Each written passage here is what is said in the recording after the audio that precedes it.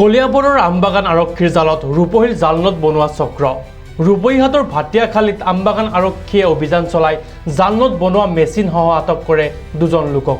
নমস্কাৰ, news desk ৰিপৰ্টৰ ষ্টুডিঅ'ত মই ইমৰান হুছেইন দিবলৈ লৈছোঁ বিতং বাতৰি। আমবাগান আৰক্ষীৰ অভিযানত উদ্ধাৰ হয় 6খনকৈ 500 টকীয়া নকল নোট। আটকাধীন লোক ক্ৰমে ৰফিকুল ইছলাম আৰু হাইদৰ আলীৰ ঘৰ 1 নং ভাটিয়াখালীত। জেৰাৰ অন্তত ধৃত লোক দুজনক আমবাগান আৰক্ষীয়ে প্ৰেৰণ কৰে আদালতলৈ। পুনৰবাৰ নিউজ ডেস্ক ৰিপৰ্টৰ দৰ্শকসকলক জনাইছোঁ, আমবাগান আৰক্ষীৰ জালত কলিয়াবৰৰ ৰূপহীহাটৰ জালনোট বনোৱা চক্ৰ।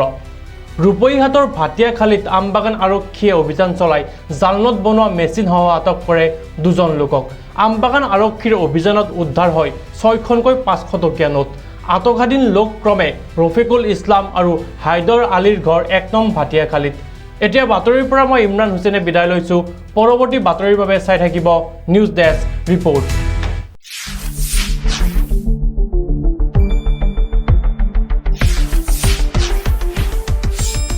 শুদ্ধ আৰু বিস্তৃত বাতৰিৰ বাবে চাই থাকক নিউজ ডেস্ক ৰিপৰ্ট।